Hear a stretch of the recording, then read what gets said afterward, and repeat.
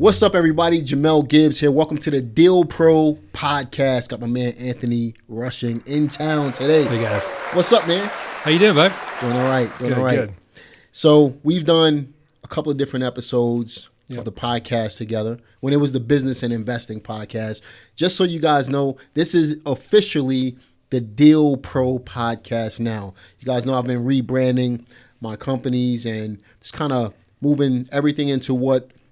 The vision that I have for the company is to create Deal Pros, right? So we have the Deal Pro community. We have the Deal Pro Academy. All the links will be in the description box for you guys. So sign up. And then we have the Deal Pro podcast as well. I'm going to do Deal Pro events, all kinds of stuff that we have I'm excited about. And today this is actually the first episode of the Deal Pro podcast. Is it really? First one. I didn't know that. That's now, awesome. I'm not going to start from zero because That's all right. Yeah. 4 years worth of podcast here, but this is definitely, what is this, like episode 140 something of the actual podcast? But this is the first episode of the Deal Pro podcast. That's really cool. That's really cool. I feel super special. Special for you, man. That. Right? Yeah, for real. So I know that we've been on. You've been on the channel before. Yep. For those of you who don't know Anthony, why don't you tell everybody a little bit about yourself? Yeah. Hey guys, my name's Anthony Rushing. I'm a loan officer, the sales manager at First Savings Bank. I help out with HELOC.com as well, and we specialize in a mortgage product it's called the First Lien HELOC, and it's a HELOC that comes in and replaces your mortgage, pays off your mortgage. In itself, it is what it is, but we also what we really do is we really advocate for the education and teaching people how to effectively use this, right, to maximize how it works. When it works, there are a lot of benefits that you can get from it compared to a mortgage. You can pay off your home really quickly, or the tagline is pay off your home in 5 to 7 years, but that turns heads. But you can aggressively pay off your home really quickly. And as you pay it down, it creates a level of security for you to fall back on if you need to, right? And at the same time, as you pay it down as well, it gives you a leverageable asset, leverageable capital for you to be able to use for investments if you want. So we specialize in that. My boss built the product there. I was there when he did it, so I can't take credit for it. But he built the product at the bank. And we really that's all we do. We specialize in that, really advocating for it and teaching it. It's popular throughout the world, and so it's just not very well known here. So we specialize in it, and that's, what we talked about before is sort of what is it, how does it work, who's it work for? There were certain objections and that kind of stuff that people have as well, which we hit on different. And those objections are still coming in, man, of course. Hey, look, and here's the thing, like the reality is, just like any product, just like anything that people that's a specialty niche product, it's going to work for some people, but there are going to be people it doesn't work for either, right? Absolutely. And so we got to remember that. That's true with this as well, right? And so the reality is, some people will say it's too good to be true. Here's the things that are wrong with it. Some of those things, if they say it's too good to be true, maybe that's the case for that particular scenario, and there's nothing wrong with that. And then maybe the arguments or the objections people have are based in an understanding that isn't right, and that's okay too, But a lot of it's just, again, teaching people about a new concept, a new line of thinking. Sometimes it requires a little bit of a paradigm shift, right? Philosophy, approach different as well. We talked about that earlier. So yeah, that's what we do, and kind of what I guess we can sort of chat a little about too, and how we can apply that to different places. Yeah, man. So today we were talking when we were off camera, and we really wanted to focus on funding real estate today. So a lot of you guys, you chime in, you leave comments in the comment section, and a lot of you guys are really concerned about how you're going to fund your deals, right? So there's 3 main ways to make money in real estate. We have wholesaling, we have fix and flip, and we have cash flow investment opportunities.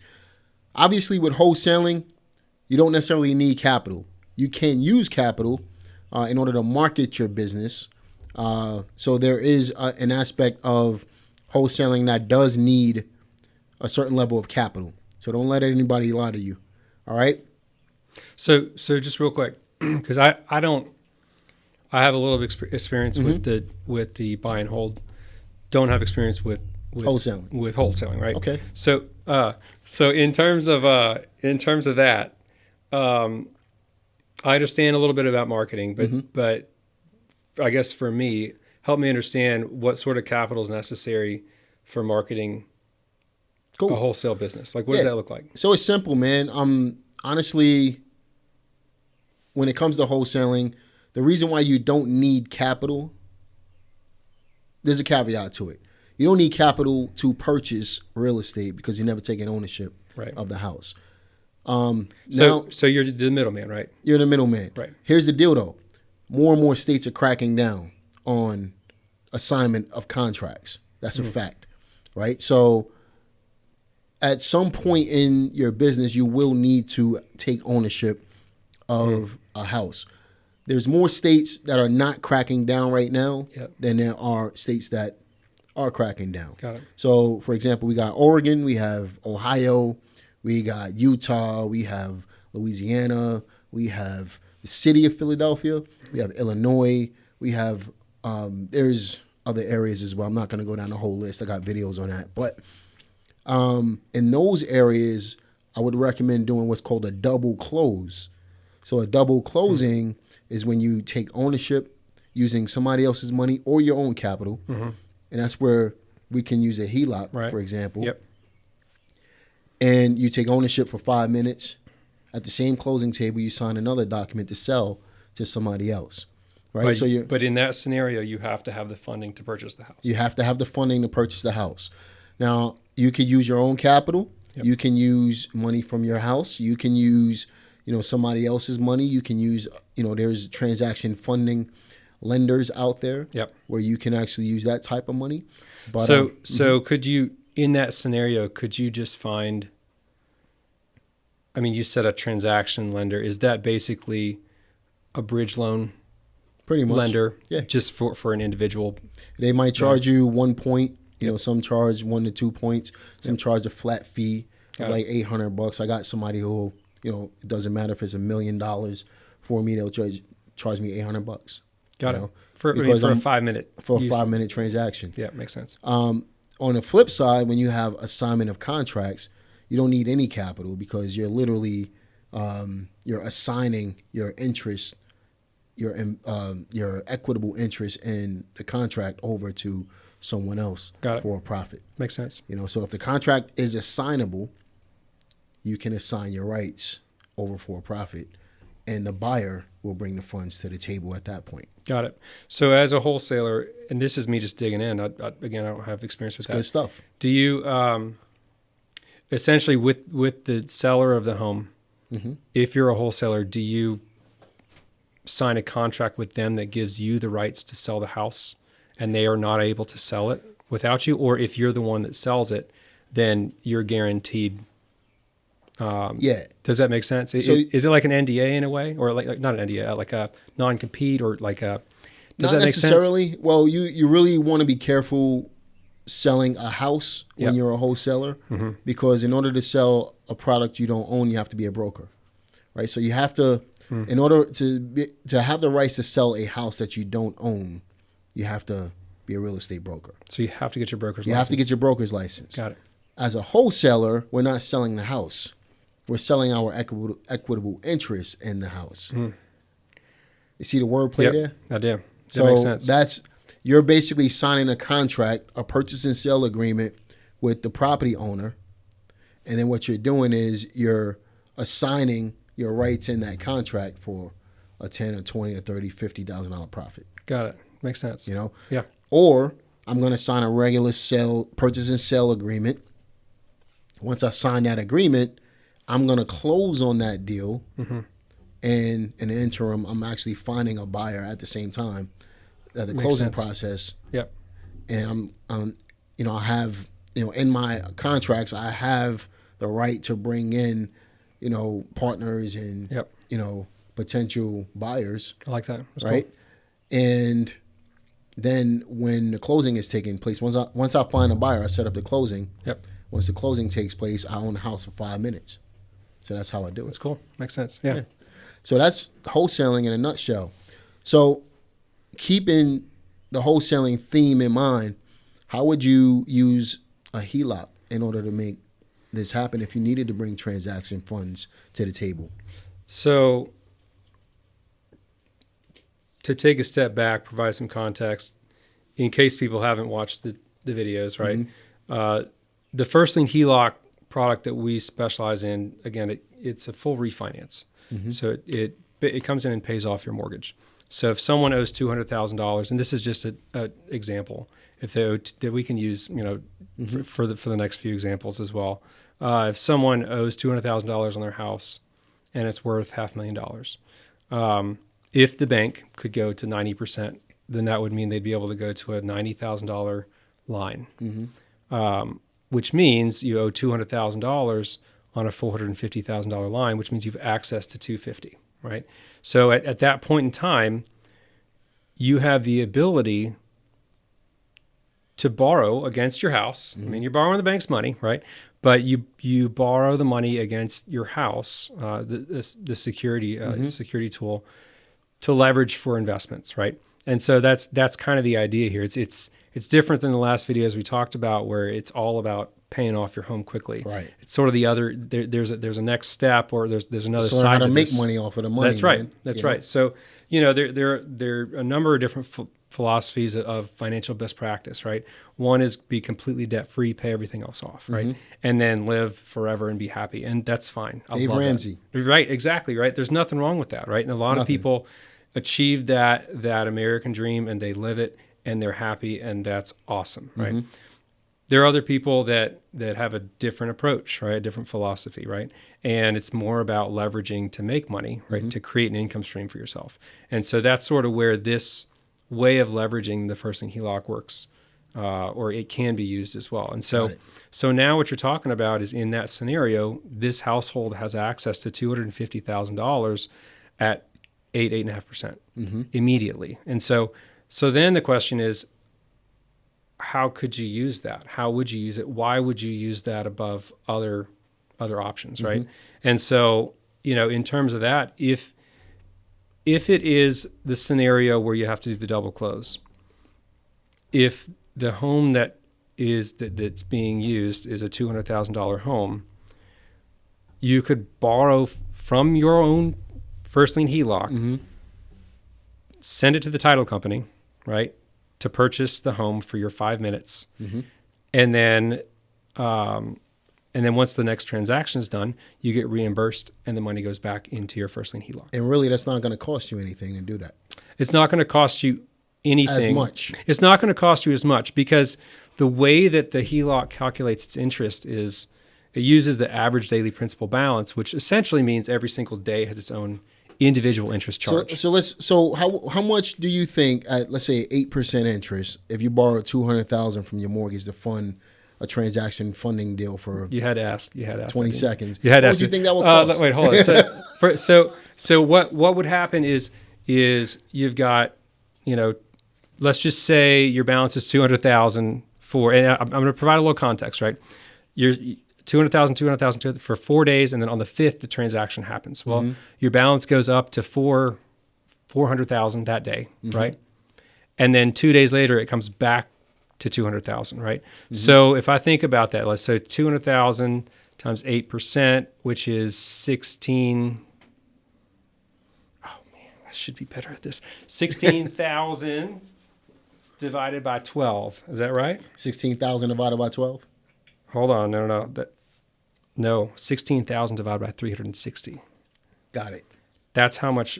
So sorry, I gotta pull my calculator. No, that's fine, man. So we've got 200,000 times 8.5%. Well, 8.5 is 17,000. Divided by 360, it's $47. So it costs you an additional $47 to borrow $200,000 Come on, man. So if you got enough equity right now, rather than paying somebody else $800, which I can almost. Which actually sounds like it's not a bad deal either. Not a bad deal. It's $800, but I mean, let's do some math, man. $47 versus $800. Right. And even if it's, let's say the title company holds it for 3 days, right? It's a $150 charge on top of what you'd pay otherwise, right? So I'll put money on it. I'll put money on this. Everybody you're borrowing money from, they're probably pulling that money out of their house. Or some line of credit that's charging them something similar. I guarantee you they're not doing it for free. And they've got a margin that they. So there's a reason why they're charging you 800 or 1 point or 2 points or whatever the case may be. Yep. They're making money on the money, which there's nothing wrong with that. But what if you paid yourself, through the first lien? That's HELOC? right. Well, and that's something that I come from an education background. Yeah. I don't have like an MBA, finance degree, all that kind of stuff. So there's certain things that I've learned along the way that probably people in the financial sector take for granted. One of those is, and it's a pretty basic concept, but the whole idea of cost of funds versus total profit, right? And even the bank does the same thing, right? They borrow from us, right? They borrow from us. They borrow from the feds. They borrow from the bond market. They borrow from prime at that rate.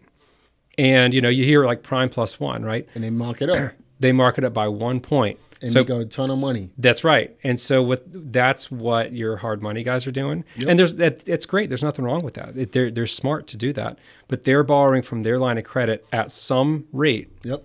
Right? There's some cost to them. And in order for them to make money for letting it out, they have to add a margin to it. So you've got your cost of funds plus the margin. Here, in this scenario, you're getting it at cost in a way. Yeah. You're getting it at the cost of funds without the margin. Love it, man. That's great. So, I mean, that's one way that you can use the HELOC in real estate investing. So that's wholesaling. Right. And just so I'm clear, you understand exactly what wholesaling is now? Did I explain it? You did. No. I had a decent idea, but the intricacies of how it works and the ways that you can get it done and the reason, the scenario why you would need to leverage capital for wholesaling. Well, it sounds like it's for that double close deal. Yeah. Otherwise, you just need money for marketing flyers. Marketing. You got to be able to find the deals. If you can't find the distress, can't solve a problem, then you can't. There's no deal. Right. You know what I mean? So, but tying it in with the HELOC, that's exactly how you would do it. Yep. And honestly, it's becoming more and more common. Yep. That's, to me, assigning contracts is great, but it's always safer to double close on a contract. Right. Yep. You know what I mean? Yeah. Always safer. Well, that makes sense because you actually have an ownership interest in it. Right. And it sounds like the contracts that are done are two consistent contracts. Right. As compared to, I don't know this. This is me just guessing, but is the assignment contract more of a soft type of contract that you've got, or is it pretty hard? Like what makes a double close safer than otherwise? Well, what's the exposure from you're physically taking ownership of the house, which a lot of people on the board of realtors right now, they're arguing that wholesalers are acting as agents without a license, right? But if you take ownership of the house, there's no argument there. That's fair. You know what I mean? Yeah. So that makes sense. I'll rather take ownership, pay double closing costs. Yeah. Add it into my negotiation. And if you're good at wholesaling, the margin's there anyway. Yeah, exactly. Yeah. You know what I mean? So now assignment, there can be a gray area. Yep. Because they're like, this is kind of like a listing agreement, even though it's not. Yeah. I guess every contract is assignment. Yeah, I guess I could see the argument. At the same time, it's a different approach, a different function, and we're helping a different group of sellers that So the average seller that a wholesaler is helping, this person can't put the house on the market and expect top dollar. Yeah, you understand what I mean? Because these houses are in distress. They're in distress, and this may not be very popular. But that's fine. We don't do anything that's popular. There you go. Right? There you go. I wasn't the most popular kid in high school, so I guess I can't expect that now either. No. But I think that that as a wholesaler, you're working in a very obscure and like not very concrete place. Like you have to figure it out. You got to work the system. You got to get it done. You're actually, well, and this is my opinion, but it sounds like you're actually finding a seller, and you find the seller, you find the house, and you go search for, and you find the broker, right? Or you find the buyer, right? In a way. So you're actually brokering the deal. You're creating the meeting of the minds, right?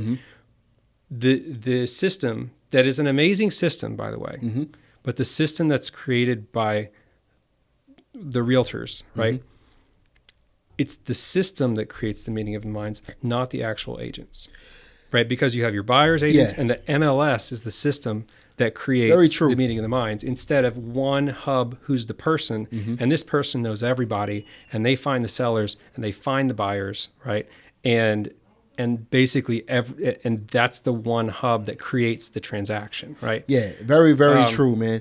And again, it may not be popular, but I don't know many residential realtors. Commercial's a little different, right? But I don't know many residential realtors that are, on average, are the dual agent, because they find the seller and they find the buyer, you know? When I was a real estate broker in Brooklyn, the way we made money was to list the house. That was it. List the house. So as a wholesaler, you know, as a real estate broker rather, when you list the house, all you're doing is you're signing a listing agreement with the seller. Right. As a wholesaler, you're signing a real contract. It's a purchase and sale agreement. Yep. So that's where your equitable interest comes from. It makes sense. As a listing broker, I can list a house. I don't have any ownership in that house. Right. Seller can pull it anytime they want. Yep. But if I have equitable interest in the house through signing a contract and then putting down some form of earnest money deposit, even if it's $10, now the seller is kind of obligated to sell me the house. Makes sense. Yeah. You know what I mean? That's good. So that's the difference between the two, really, man. And then we serve a different group of people. Most realtors are not focused on selling properties to, they're not focused on distressed real estate. Right. As investors, we're serving a different market. We're focused on distress. Yep. These people can't sell their house for top dollar on the MLS. Yep. You know, most people on the MLS don't have the money to buy these houses for cash. Most people on the MLS have to go get a mortgage.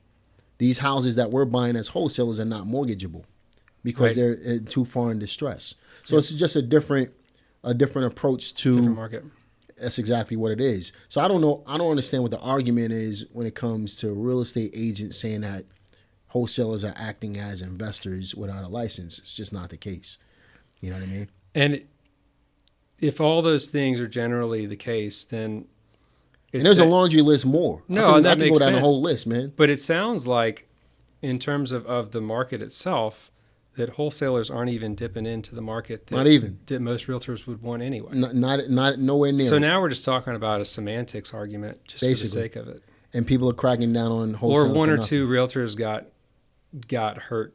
Yeah. And so now they're mad about it, so they're going to throw out. I don't understand it, man. It makes absolutely no sense to me. Yeah. So we've covered how to use HELOCs with wholesaling. What about fix and flip investing, man? There's obviously some money involved in that. This one makes a little bit more sense to me. Yeah. You know, with a fix and flip, you're so if we're talking flip to sell, right? Or I guess fix and flip. Fix to sell. Fix to sell. Got it. So in this scenario, from what I gather, you find a house ideally in distress. Same thing. Right. You might get it from a wholesaler. Right. You might get it from a wholesaler. So now you're the end buyer, right?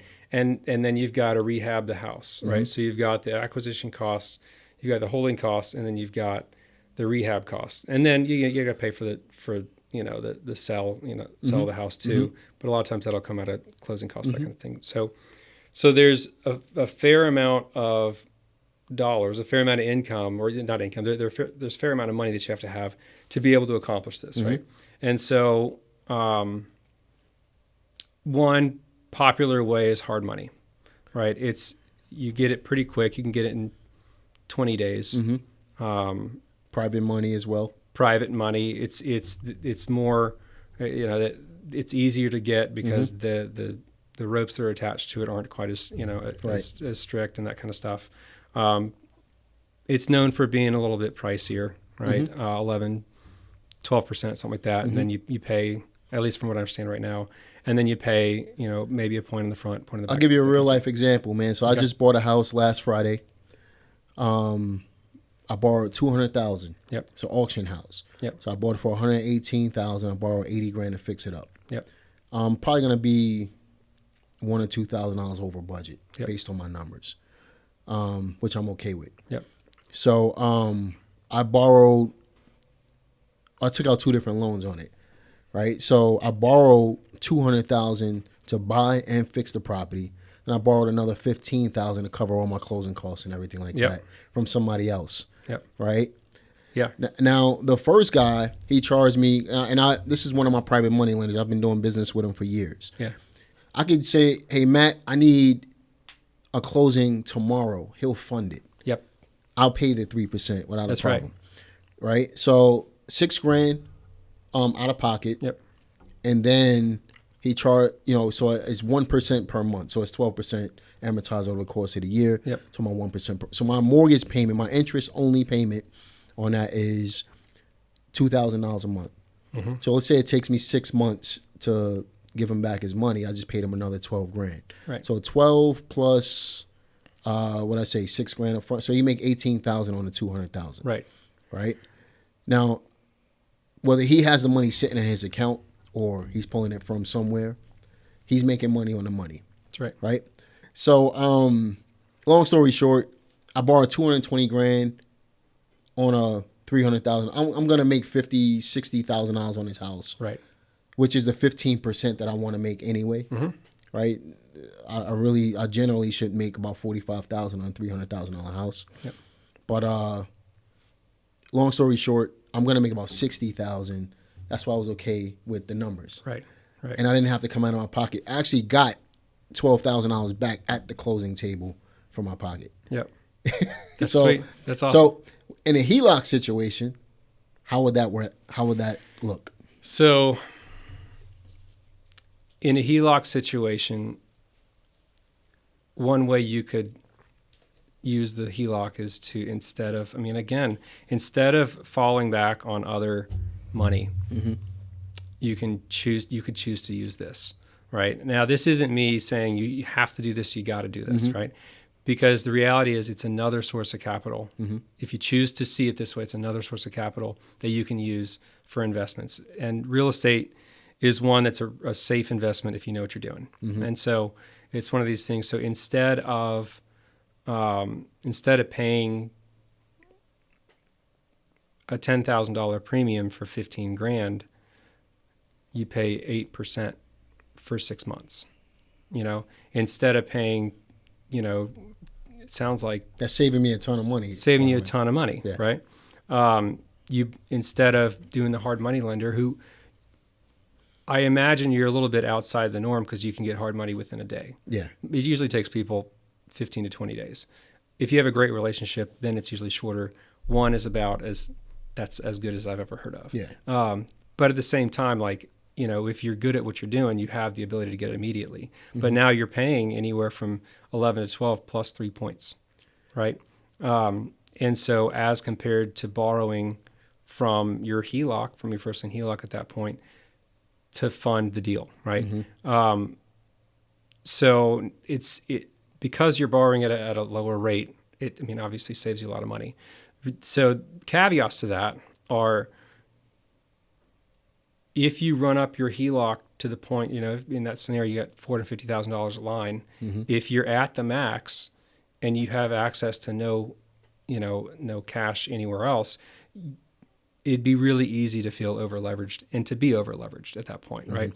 And so and then if you want multiple deals, obviously, until you're able to do a cash out refinance, right, or until you're able to sell the flip and put the money back in the HELOC, that particular source is maxed out, right? As compared to a hard money lender, if you have multiple hard money lenders, you can do 3 or 4 deals at the same time, right? Now you pay a premium for that, but again, this is just another source of capital for to use.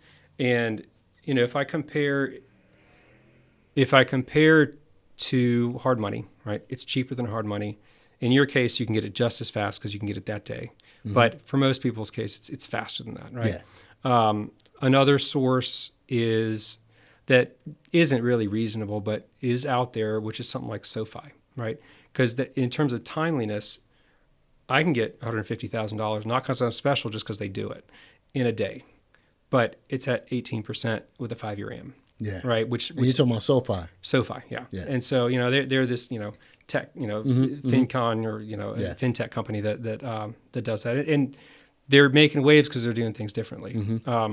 So they'll give a ton of money, and they'll give it to you right away, but it's really, really expensive. Yeah. And then you've got bank money, right? Which is, you get a rehab loan, 2 or 3K or, some sort of, and that takes 30 to 35 days. It's less expensive than hard money, but it's hard to get. And it comes with a lot of strings attached, right? Yeah, a lot of paperwork, man. That's right. And you got to qualify and you got to check all the boxes, which is fine if you've got the time to do that. But if you're coming in and trying to compete with other real estate investors, you got to get money fast. Yeah. And you got to be ready to go right away. And waiting 35 days. Slow feet don't eat. They don't, especially in that world. Yeah. I mean, forget. So I live in Tennessee, and a bunch of people are moving to California. Everyone's, oh my God. From Tennessee? Yeah. No, they're moving from California to Tennessee. To Nashville? And everyone's throwing up in their arms oh yeah, all this California money's coming because you got a bunch of cash. And that's happening here too, man. It's crazy, right? And it's just, the thing is, it is what it is, right? But that isn't even the world of real estate investment. No. Everyone has cash.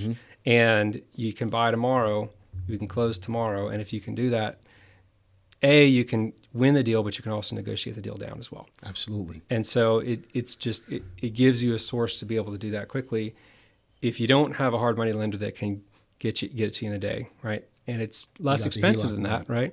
Or if you don't have a rich uncle that can do it for you too.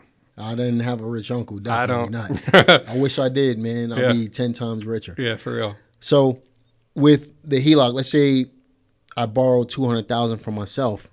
I kept the thing out for a whole year. I'm only paying $1,600 a month on the money. Right. You think about that at 8%. Right. Is that about right? That's about yes. Well, hold on. If I amortize it over the course of a year, my numbers. Yeah, you're if you divide by 10,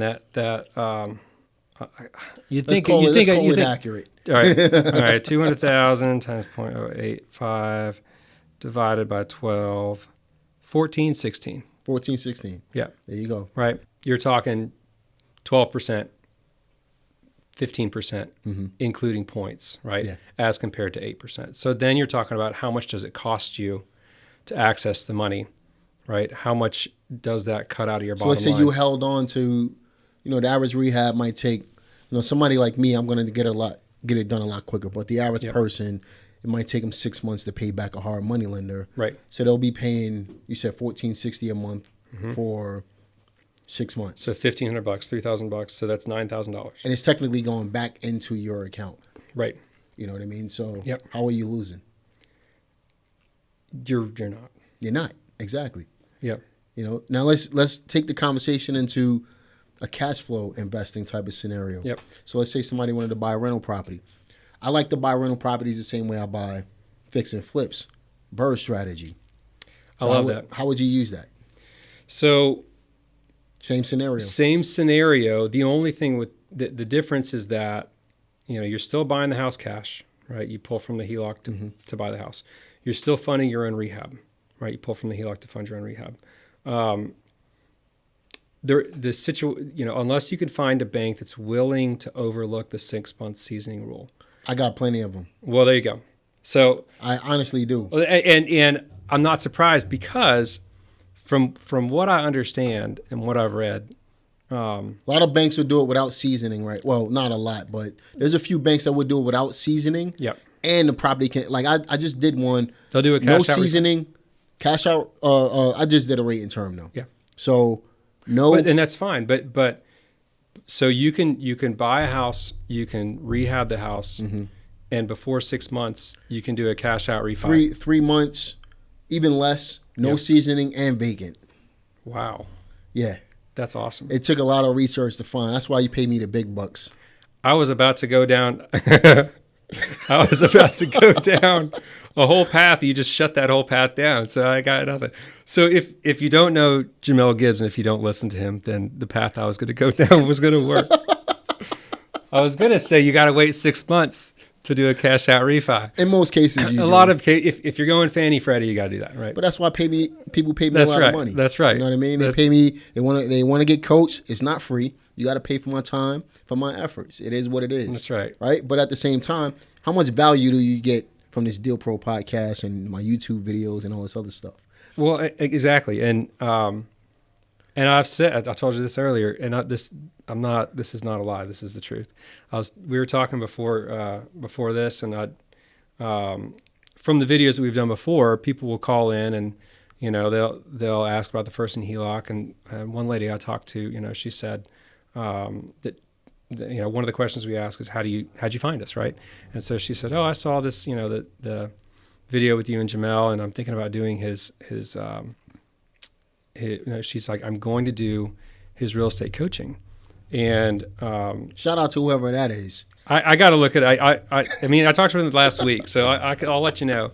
But what I told her is, you know, you've walked me through kind of your philosophy and what you do, and the amount of coaching in terms of not just the education, but also helping people walk through deals together to get their first, you know, one or two It's the best way to properties, learn, right? And like, it's like, you know, it's not just like hey, here's the theory, go. It's like, here's the theory, and I'm going to help you with the application. And I'm actually doing it. You're doing it. You probably do it for them the first one, right? Kind of. In a way, right? I mean, the thing is, yeah. like, you know, coming from an education background, you're spot on because there's this whole, you know, I do, we do, you do approach, and it's like best practice. And so the teacher teaches the theory, they do some example problems, then you do some example problems with the kids. It's called a guided practice, right? Yeah. And then you have independent practice where the kids do it on their own and the teacher's there walking around making sure the kids know how to do it, right? Yep. And like that's like the core foundation of education. That's what coaching is, man. That's what coaching is. And so what I told her, I was like,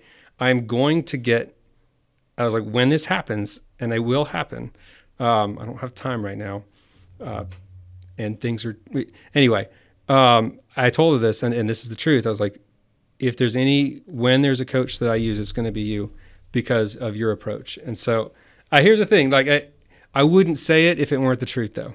I wouldn't say it if I hadn't told her that. Let me pop it. Yeah, for real. I appreciate that. But that's, you know, the thing is, I'm not one to, I wouldn't just give you an empty, no, I appreciate you that, know, man. an empty, you know, compliment, because no, seriously, that's not man. how it works. But to know that you do that, like you're actually setting people up, not just to know how to do it, but to be able to work through it. Honestly, man, that's what I'm trying to do. You know what I mean? Cool. It's really cool. I've literally wrapped my entire business around helping other people That's at this point. So, sometimes it's free, sometimes it's not. But yeah, so everybody's going to get a result. Absolutely. And that's what it's all about. It's really cool. You know what I mean? So back to so we've got the buy and hold, right? The burst strategy, where you buy a home, you rehab it, refinance. What is it? I don't Close. know all You the got R's. it. I don't Come know on. all the R's. All right, so I've got the book. I've read the book, but Yeah. I don't have to say. Buy, rehab, refinance. No, rent's next. Refinance, then repeat. Right. Yeah. So you're doing the same thing with a flip, except you're holding on to it, right? Yeah. And so you buy it with the first thing HELOC, you rehab with the first thing HELOC. Your holding costs for the house is just the interest that you're paying for the HELOC at that point, right? And it's secured against your own home. Mm-hmm. One caveat with that is that people may feel uncomfortable leveraging their own personal primary residence to get that done. And I get that. There's an emotional attachment to your primary residence that some people don't want to mess with. Right? Yeah. And I respect that and I understand it. Absolutely. For those that don't feel that way, or for those that progress in their belief or understanding about how this works and the security that comes with it, right? Or the confidence that you have in your deal, right? If your deal is a slam dunk no matter what and you can't lose, then leveraging something that feels a little bit more personal doesn't hurt as much, because if there's enough meat on the bone, even if it's a money pit, you still win. You sell the asset, you're good, Yeah, right? you're good. So the better you become at investing as a real estate investor, the more picky you become, I imagine, because look, I don't need that deal because I know I'm good enough to find another one. Well, I'm going to help everybody become an expert investor right now. You ready? Let's hear it. All you got to do is leave yourself a 30% margin. Okay. So on a $200,000 house, you want to get it for $140, minus the repairs. Got it. Now everybody's an expert. That's it. Now you don't need Jamel anymore. You don't. You don't. You gave it away. You just got to know how to find them. That's where you need them. That's the key. That's the key. Honestly, man, if you leave yourself enough breathing room, you should. And this is me talking, not you. Yeah, yeah. So, you should feel comfortable enough to use that HELOC that you have, because there's a spread in there that allows you to be able to make a profit no matter what you do. Yep. Like, I've done a couple thousand deals, and it's been 23 years for me. Mm-hmm. Never lost money. Well, 2 times. Bad investments, holding properties too long. But 2 out of 2,000, I mean. We should do another podcast because I have a different experience in that. Really? Yeah. Yeah, we should definitely. On a 40 unit. Oh, yeah. I mean, you're talking bigger numbers at that point. You know what I mean? So. Well, we can. You lost money on a 40 unit. You should have sold it to me, man. What happened? It was back in the day. You still should have called me. I should have called you. I know. Yeah, you should have called me, man. We'll work that one up too. Man, and we'll go through that. 40 units, man. You know what I would have done with that? I know. Yeah. But this has been a great podcast, man. Yeah, we covered wholesaling. Yep. Fix and flip, cash flow investing. We had some fun. Yeah. And we talked about how all of that ties into HELOCs, right? So what questions do you guys have? We covered a lot today. Some of you guys' brains are spinning, right? Let me know in the comment section what questions you have. What else you wanted to add? Well, so this is me on the disclaimer side, right? Being in the financial industry and being a loan officer, right? Mm-hmm. The realities, and again, I'm kind of covering bases here, Mm-hmm. right?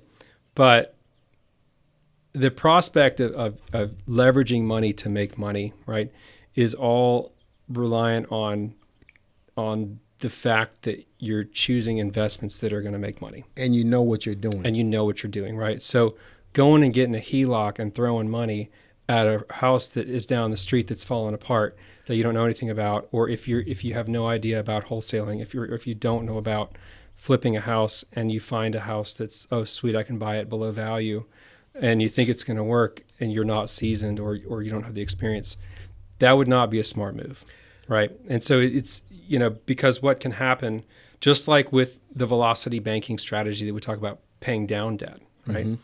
You have to cash flow, and you got to be disciplined with your finances. And so that has to be true in terms of how you function. It's not like, hey, I'm going to make a bunch, like we're living less than month to month. Absolutely. Or we're living month to month now, but I'm going to use my HELOC to make a lot more money so we can get out of this hole. That isn't what this is about. It's not right? what you want to do. And so it's really more about I'm in a good spot because I can live below my means. Mm-hmm. Whether you make $40,000 or whether you make $500,000 a year, mm-hmm. that has to be true no matter what, right? Because in order for you to leverage safely, you have to be able to have a surplus and live below your means, no matter what. And so, and even that, hopefully, that comes across as genuine and not just a CYA, because I mean that, because you can get in a lot of trouble. That's real, man. Because at the end of the day, I see people. People send me deals all the time, man, and they're like, "This is a great deal," and I look at the numbers, I'm like, "Where do you see a deal at?" So people think, and these are obviously inexperienced investors, right? Even some people who have some experience is mind-boggling to me. I'm like, where do you see the deal at in this? Right? So people will contact you with the greatest opportunity ever and waste your time, and it's not necessarily. And a lot of times the people that are the loudest with those, a lot of times have to be the loudest because they don't have the best deal. They don't have the best deal, or they don't know. Or they don't know. They don't know any better. That's why it's so important to invest into my coaching program, the deal flow. I'm joking. I'm not. Just a little bit. Was it a little bit. Do it for real. The perfect segue into that. What a right? great! You just to completely teed him up. Get involved. I'm crying over here because just laughing. But no, man, this has been a great podcast. A lot of fun. I agree. And hopefully it's been helpful too. I mean, you know, the obviously I have a vested interest in people getting a first lien HELOC because, I mean, the more it happens, the more I can feed my family, right? And that's true. Absolutely. But just so everyone knows, like we spend a lot. It's like our calls on the phone are focused like 45 minutes to 50 minutes out of the whole hour is strictly about what do you want to accomplish, what do the numbers look like for you if you were to get this, right? Do you understand the concept? What how does this align with what you're trying to do? We don't even hit the product and what it is until the last 15 minutes of the conversation because it's so important to us as a branch. Building rapport, man. Build a rapport, and if it doesn't work, like it's like the opposite of a high pressure sales call. Because if it doesn't work, we will tell you shouldn't get this. Yeah, that's kind of the way I do things when we're selling coaching. Even my sales team, like Joanne, she doesn't. There's no nobody can ever say we talk them into buying our That's coaching right. program. Well, I mean, you told me the other day when you were explaining it, you're like, there's a certain price point of, 8,000, 10,000, something like that. And that was at that point, right? And you said, if someone has right now, if they've got, $15,000 available, I won't take it. I won't take it, right? No. Because the reality is you could take it and you could coach them, but you couldn't do the whole coaching program to provide the value they need. It would really set them back. It would set them back, right? I mean? Because there's and we're talking because about now they're operating from scarcity, exactly, versus having a clear mind and making smart decisions with how they. I don't ever want anybody operating from scarcity, but I do want people to be motivated at the same time. So that's where. Well, doing that anyway is scary enough. Yeah. I mean, your first one, like I'm gonna leverage this much. Yeah. And what if I make a mistake? And what if I lose everything? Right? Like that's scary enough. Much less losing everything, and then leveraging a bunch of money that isn't, that you don't have, right? Or over leveraging to a point. So, no, this has been great. I really appreciate. Fantastic, man. So how can everybody get in contact with you, bro? So, first thing, if to learn about the product, because I truly believe that's the most important thing. Check out the podcast that we did before. I'll be sure to link that, and I'm going to link the links in the description box for you as well. But do that. So watch those videos because that'll give you a really comprehensive idea about what the strategy is to pay it down. Because that has to be the baseline, the fundamental of that has to work before you start leveraging for a real estate investment, right? So watch that, and then. You can check out if you want to schedule a call, you can check out the link that Jamel is going to put down as well. FirstLienHELOC.com is a free educational resource that you can go to learn about this as well, to read about how it works. And there are other YouTube videos. No one's as good as Jamel's, but there are a number of people out there that do a good job. There's another guy, DeAndre, I can't forget his last Clayton. DeAndre Clayton, I think. Is that it? I think he teaches the concept too. Oh man, we're actually about to do a podcast. We are. but if you look up velocity banking, it'll give you a good idea, and there are a bunch of people out there that teach the concept in different ways, which is great because you get a bunch of different ways of presenting the same idea. But check it out because it's a type of home loan that people just don't know about, and it can be really great for a lot of scenarios. So absolutely, man. Yeah. Definitely appreciate you flying all the way out here from Nashville, man. It's awesome. I'm glad you have it. Yeah, Thank man. you. And we got to do this more often. Maybe next time I'll shoot out to Nashville. How's that? That sounds great. And I'll bring Rondell with me. Awesome. And maybe even DeAndre. Awesome. We'll make it work. Sounds awesome. But I appreciate you, man. I appreciate you too. Definitely check out firstlienheloc.com. I'm going to leave the links to everything that you need to understand about this in the description box below this video. Be sure to like this video, subscribe to the channel, click the notification bell, and share the Deal Pro podcast with everybody you know, because we're trying to spread, positive information that's going to allow people to go from where they are to where they want to go. Talk to you guys next time. Take care.